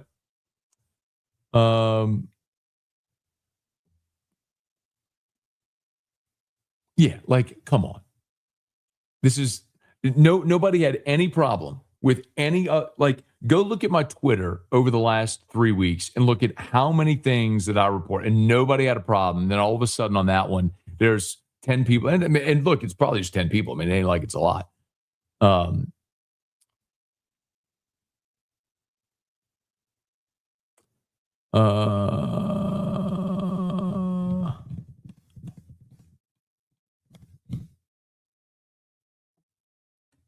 if one person's thinking it, others are too. So anyway, and I went strong and hard after that because I think you've got to understand, like, it's important for you to know how this business works. Like, a lot of people consume media so they think they know the business, and you don't.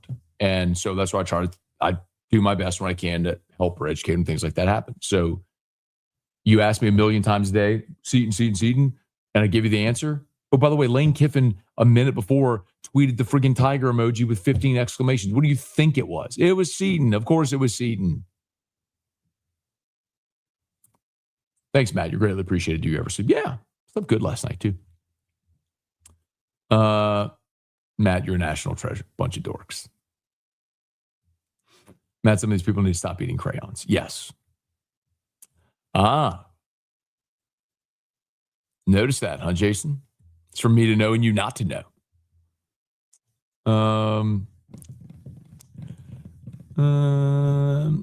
Tell us how you really never have to worry about that with me, man. Booty dropping 306 against Ole Miss is epic. No doubt.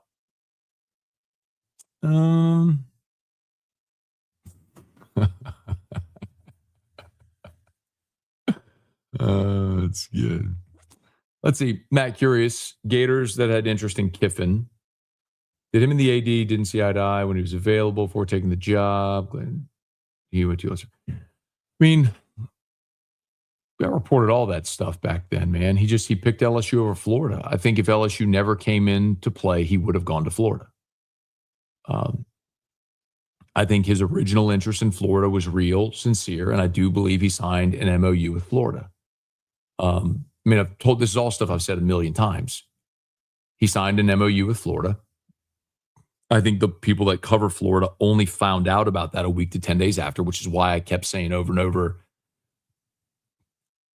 I think they're all behind, because when they learned about the MOU,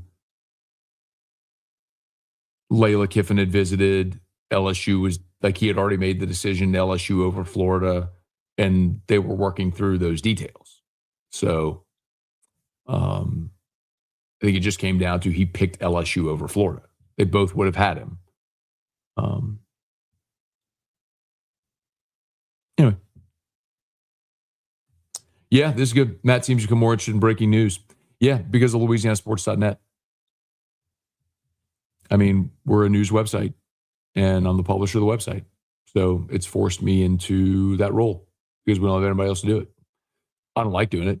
I would prefer just to be a talk show host, because I think doing, like, reporting news, whether you're breaking it or not, reporting news and doing what I do for a living, which is give opinions, are two very different things. And those lines blur, and I think it becomes very difficult for the audience. So that's why, I don't know if you've noticed, but I've tried to be even more aware and cognizant of saying when I am editorializing, like I am giving you an opinion, or when I'm reporting something. Like I've tried to be very, very clear to draw those distinctions now, because that is confusing. But that's why it's because of LouisianaSports.net. Like you can't have a news site without reporting news, and you have to report the news. And so when you're reporting the news, sometimes you will break news. And so that's why. Matt, you rock. Great. You're doing great. Not that you might. Well, thank you. I appreciate it. What are the chances Coleman ends up with the Saints? I would love that. They're talking about talking about Keon Coleman from Buffalo. They're talking about like a day 3 pick for Keon Coleman. Yes, please. I'd do that in a millisecond. Good morning from balmy Central Florida. Going to be 84 today. Okay. Sleeting in Shreveport. Let's see. Matt, we do need to know your methods of deciding how to release news. It's obvious you have good sources. Others break news that you hold. Wondering how you decide to break news. You have to give me an example. Because I'll tell you, I think, my general rule is I want to make sure I have 3 sources on something. Like yesterday, for example,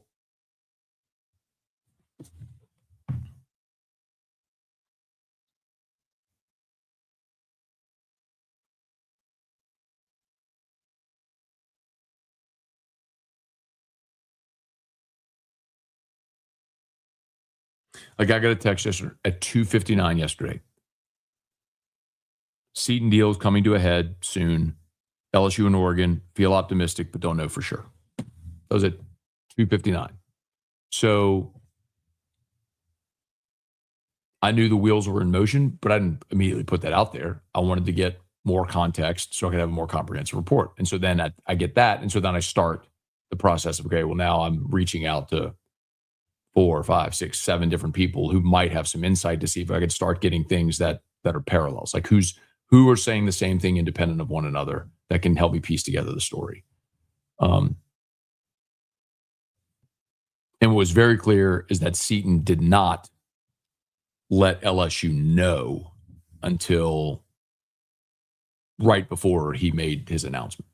Like when Kiffin put out the tiger emoji, that's whenever he called. And I think what had happened was Seaton called the other schools first to say he was not coming, and then called LSU to say he was coming. Need a whiskey and wine on the transport class? Not going to do that tonight, because tonight we have the Guarantee 100 party, so I'm excited about that. So I'll be over celebrating 100 years of Guarantee Media and Guarantee Corp tonight. But maybe tomorrow, especially since everybody.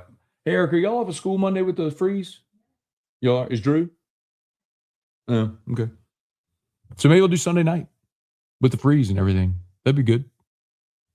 After the conference championship games, we'll do it.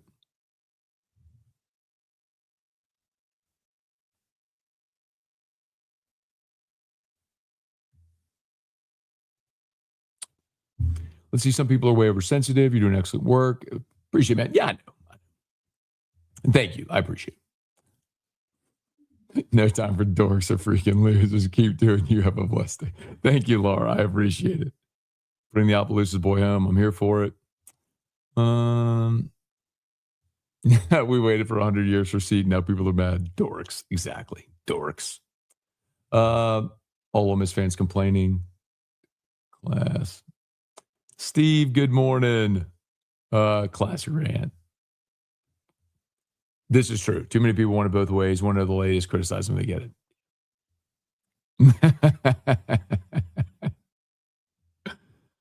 Yeah. Chasson too. So you have Bootsy, you have Caleb on Chasson, Kayshawn Booty, Will Campbell, and then Omar Spates, the Rams. I think I'm forgetting somebody else. Omar Spates, excuse me. Can't wait to recreate 2011 Ole Miss, Neil, with 5 minutes. Look, I still think Ole Miss is going to be good next year. I don't think it's going to be one of those. I'd love to see it, but I don't think it will be. Coleman has brick hands, cannot separate, late for team meetings. Maybe needs to change the scenery. But now, and I would take him for a late day 3 pick. Did Seaton miss spring ball participation day? Yes, but they might still get him in. Guy made the comment sitting in the corner crying with his thumb in his mouth. Crazy how Miami has been involved with tampering with 4 quarterbacks, but Chris Paul doesn't get slandered like Lane.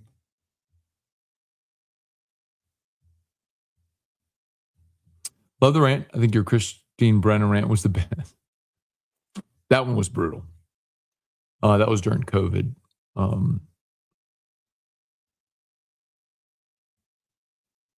Yeah, you can still find that one on YouTube. One from Salt Lake. LSU fans since 2002. Never been this pumped for a season.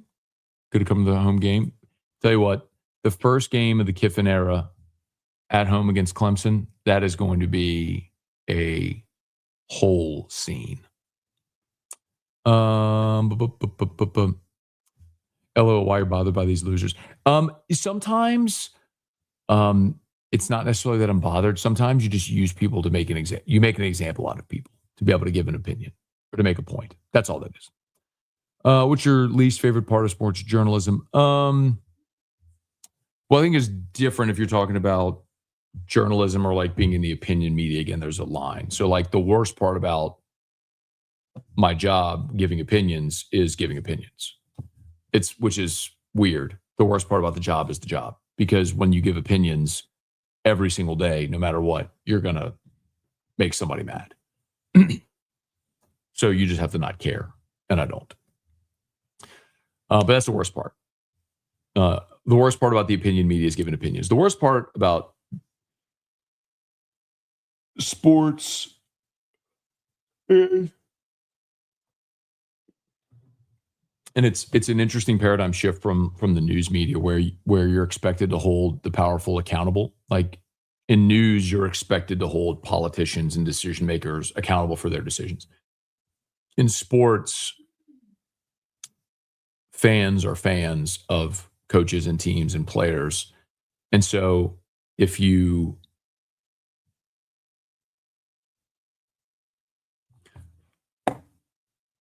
a lot of you recently have asked, like, man, why does Ross Dellinger hate LSU? He's reporting all this stuff at LSU. Because he's doing his job. He's a college football reporter. And he has newsworthy stories that he's reporting. His job isn't to protect LSU. His job is to report on college football. He does a great job. But you all are criticizing him for doing his job because it might negatively affect your team. That's the worst part about sports, because fans don't see through that same lens, which is why I try to take the opportunity, like I did just a minute ago, to explain the profession when I can. Yes, go check your pipes, y'all. Wrap your pipes. Hey, Mark, what's going on? Seaton interview on the books yet? Not yet. Would love to do that, though. Let's see. Morning, Matt. Been a fan of yours. Love the way you keep us in tune with LSU work. Thank you. Appreciate that. How much is this roster worth after Seaton? I don't know the exact number. I'm pretty confident I'll be able to get it.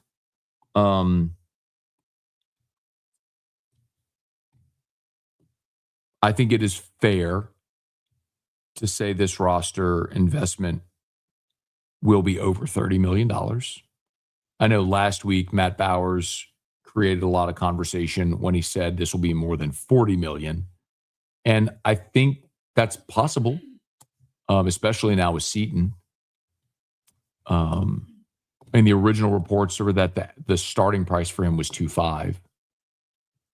So do they get above 3? Do they get to 4? I don't know the answer to that yet.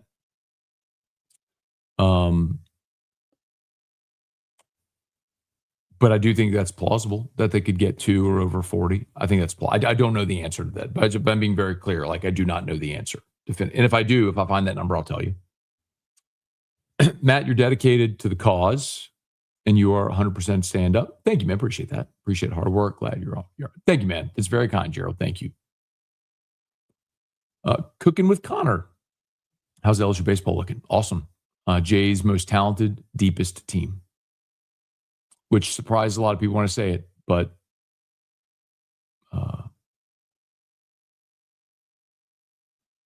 because he's won 2 championships, but this is his most talented, deepest team. Let's see. No need to explain yourself. We're literally here listening to you. I got it. No, I appreciate that. But sometimes I do want to explain because I think it's important to, when I can, to inform or educate how this business works. And I try to be transparent on things like that for that reason. I like to be transparent. Oh, yeah, Braden Swinson. Thank you. You're right. Yep. Thank you, Kyle. Braden Swinson. I think there's someone else I'm missing. But yes, thank you. Seeing this class is unprecedented. Still in shock. Let's do a pod about how we did it financially. Do you think this is a sustainable model? Yeah, that's a great question, and I don't know the answer to that. Because I think something we could see is like what Miami proposed last week, which was raising the rev share cap or eliminating it altogether. And if you eliminate the rev share cap altogether, and so you could spend whatever you want on your roster, well, then what likely happens is other sports go away and spending is diverted from other sports to football. And so then it becomes sustainable to compete. Are we Pirates now since the Seaton Hall? Oh, the Seaton Hall. Seaton Hall. I get it. Fat Boy Slim. Cristobal did not leave a playoff team. Congratulations, 100-year guarantee media. I mean, I'm in the grand scheme of Guarantee Corp. I've only been there for a blink, for 15 years out of the 100. But it's an amazing accomplishment. I love being part of the company. Has Seaton signed? Yes, he has signed. LSU formally announced it last night, so he has signed. Folks that don't understand the lane are weird. You don't have to agree with it, but it's understandable. No Dork Zone t-shirt for morning sconers. Dork don't offer relevant knowledge.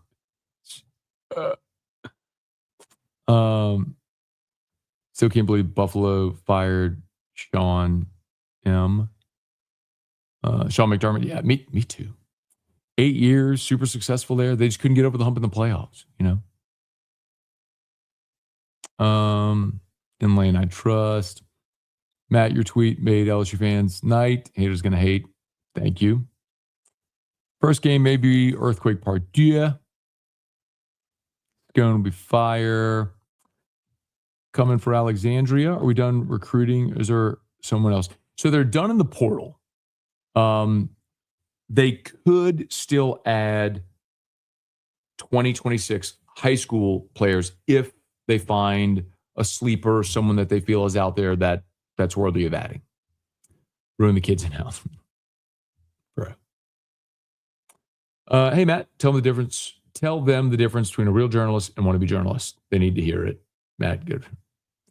Thank you for being there. Who you like to get to the Super Bowl? Yeah, I got Rams and Patriots. So again, congratulations to Seattle and Denver. Graduating from LSU in May. Devastated I get to miss out on the Kiffin era as a student. First game versus Clemson will be rocking. So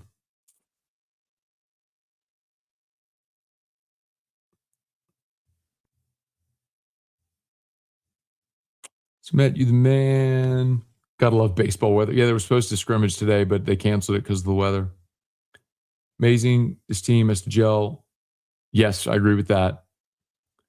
Blake Baker has to learn to stop running quarterbacks this season.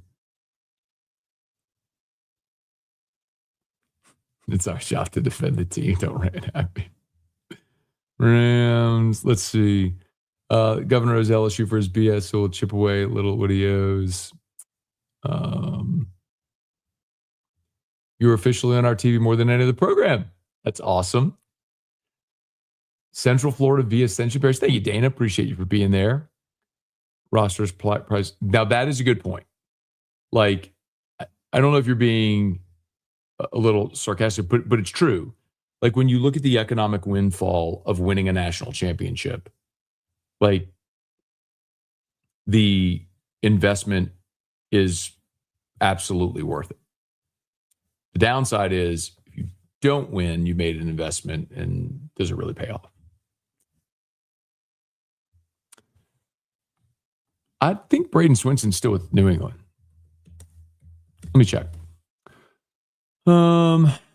Yeah, no, he's with New England.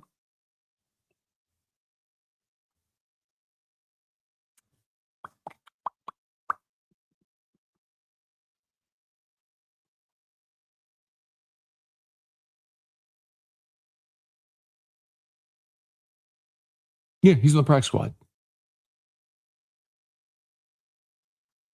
Oh, and then they signed him to the 53-man roster. Ooh, the Bills tried to sign. Oh, so the Bills tried to sign him off the practice squad, so they signed him to the active roster.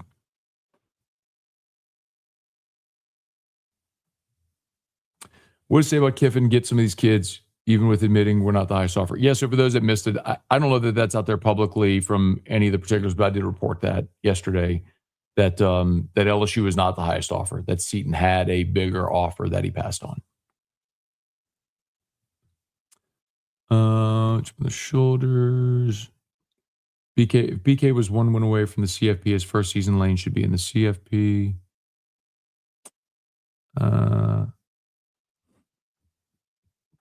Idiots is a word I only use for the Saints. I hope the Saints don't fall in love with Carnell Tate. Reminds me of less productive Olave. Doesn't make the contested catches. We'll see. The Yankees never won with the highest paid roster. Dodgers have. You think Ole Miss will be punished for tampering? I do not. I don't think there's been plenty of legitimate tampering claims that have been filed with the NCAA, and they just have no teeth. And so I don't believe they're going to be able to do anything about it. I don't know when tickets go on sale. Baseball is much tougher than football. It will, and also baseball is one of those sports where Ole Miss is the last team at large in the field and wins the national championship. You know, Fresno State was a 4 seed in a regional and won the national championship. Like, you can ride a good pitcher and circumstances can happen to where you can win a baseball tournament. Like, Fresno's never going to win a football title. You know, like to think my $100 Taft donation helped make this portal all happen. I assure you it did not. Taft does not contribute to the portal at all. How long after the portal closes do you have to grab players? At any point. The portal window is just for players to enter. They can sign at any point until the start of next season. Seattle has the best defense of all 4 they're in. Seattle and LA have played 2 really good games so far this year. And Jay, I trust. Never bet against Sean Payton in the playoffs. Thanks for picking against my Broncos. Is LSU can have a spring game? Probably not. At least not at a formal spring game. Remember, like Kiffin, like they had started doing like the Ole Miss games or whatever, you know, doing a dunk contest and stuff. So I doubt they have like a formal game. Big reason was LSU's advanced NIL strategies. Oh, Damian Lewis. Thank you. I thought, no. Damian Lewis was drafted by Seattle, but he plays for Carolina now. He signed as a free agent with the Panthers.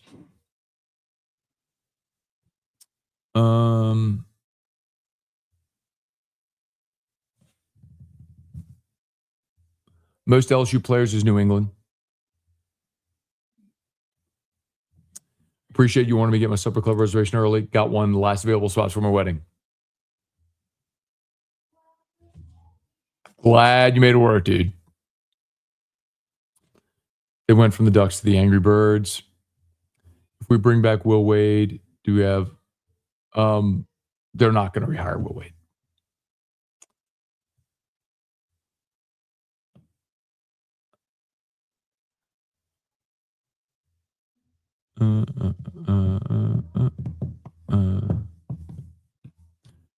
Matt, thanks for the LSU fix from Breckenridge. Morning Scone is about to turn into afternoon Scone at about 20. Well, Drew just woke up. It's 11:46. He just woke up. Seaton's only deleted his IG, removed everything. I have no idea. Hey, you want to come say hi? Come say hi, Dad Show. Talking boys. It is 11:45. You slept all the way almost until noon. I love you. Talking. Hey, can you say hi to Dad show? Hi, Dad show. Okay, good job. Hey, can we use our talking voice? Okay, thank you.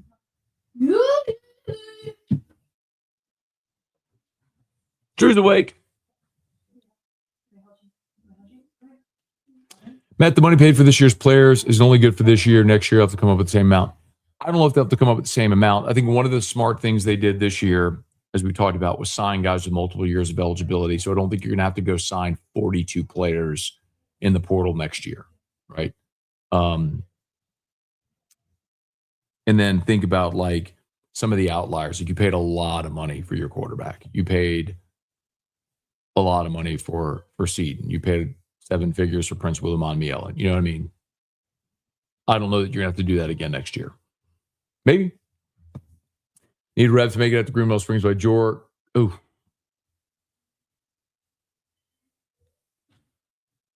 I'm almost positive Rev is out there. You give him a shout. Listening in Texas. Had to go upstairs, take a storm response weather call at 11. Came back, show still live. You got it. Well, again, like Erica slept till 10:30. Drew just woke up. So, like, I'm just hanging.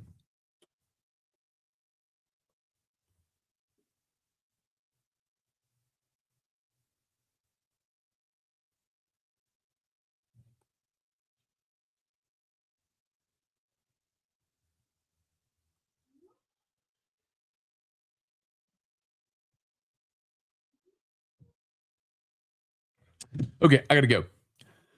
Got to get a couple things up on LouisianaSports.net. All right. Y'all have a great day. As always, please remember our great sponsors, Brock, Parrish. If you, with all the rain that's coming, if you have an issue with your roof, that's the one thing you can do for me. No obligations, but if you need a roof inspection, have a roof issue, you know of someone who has a roof issue, just mention Parrish. Love to give you a free, no obligation roofing inspection, commercial or residential, small repairs, big replacements. We do it all. Gutters, soft wash, we do it all. ParrishBuilt.com. ParrishBuilt. I got Parrish tagged, so in the chat. So ParrishBuilt.com. All right, y'all have a great day. Thanks for being there.